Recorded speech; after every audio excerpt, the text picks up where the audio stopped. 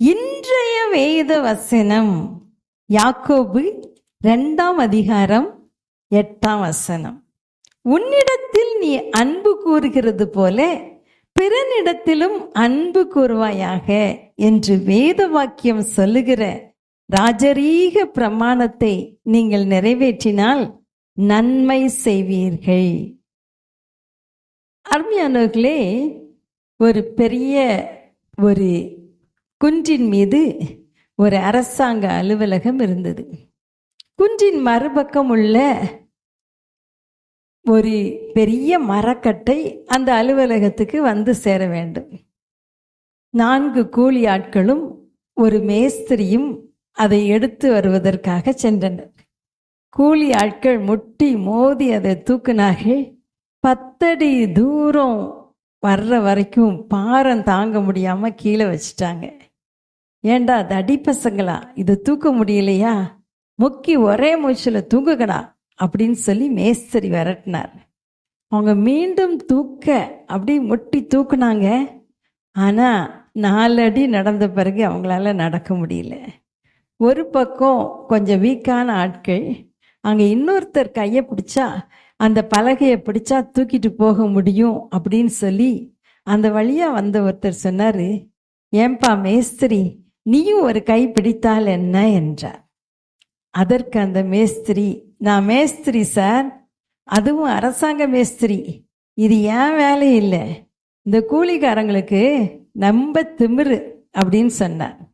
உடனே அந்த வழிப்போக்கர் அந்த வீக்காக இருக்கிற பக்கம் அந்த கட்டையை பிடிச்சி அவரும் தூக்கி சென்றார். சீக்கிரத்தில் அந்த கவர்மெண்ட் ஆஃபீஸில் போய் அது சேர்ந்தது. உடனே அவர் சொன்னார், மேன்மை தங்கிய அரசாங்க மேஸ்திரியாரே, இனி இப்படி ஏதாவது வேலை இருந்தால் சொல்லுங்க, நான் வந்து உதவி செய்கிறேன்னு சொன்னார். அதுக்கு அவர், நீங்கள் யார், படித்த ஒரு மாதிரி தெரியுது, நல்லா வேலையும் செய்கிறீங்க அப்படின்னு மேஸ்திரி கேட்டார். அதற்கு அந்த நபர், நான் இந்த நாட்டில் ஜனாதிபதி வேலை பார்க்கிறேன், என் உதவி எப்போ தேவையோ அப்போ வருகிறேன் என்று சொன்ன உடனே மேஸ்திரி மிரண்டு போயிட்டார். மன்னிப்பு கேட்டார். அந்த வழிப்போக்கர் அமெரிக்காவின் ஜனாதிபதியான ஜார்ஜ் வாஷிங்டன். அருமையானவர்களே, என்ன ஒரு தாழ்மை பாருங்க. இன்றைக்கு தாழ்மையுள்ளவர்களாய் நாம் இருக்க அழைக்கப்படுகிறோம். அது மாத்திரமல்ல, நாம் வாசிக்க கேட்ட வசனத்தின்படி உன்னிடத்தில் நீ அன்பு கூறுவது போல பிறனிடத்திலும் அன்பு கூறுவாயாக.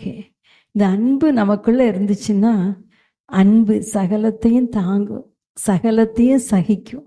அன்பு மற்றவர்களுக்கு உதவி செய்யும். இல்லை, இந்த அன்பை நம்ம ஆண்டவர்கிட்ட கேட்கலாமா?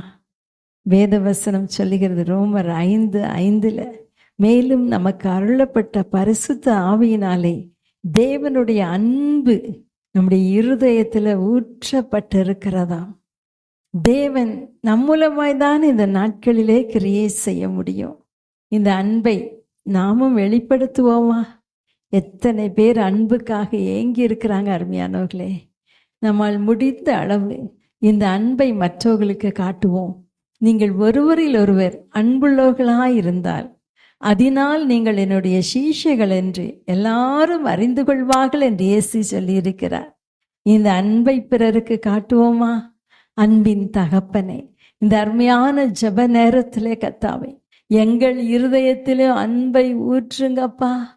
சுயநலமாய் வாழாதபடி ஆண்டவரே, இஸ்ரவேல் பலனற்ற திராட்சை செடி, அது தனக்குத்தானே கனி கொடுக்கிறது என்று நீங்க சொன்னபடி எங்களுக்காகவே நாங்கள் வாழாதபடி பிறருக்காகவும் வாழ எங்களுக்கு கிருபை செய்யுங்க. இயேசுவின் நாமத்தில் பிதாவே, ஆமேன், ஆமேன்.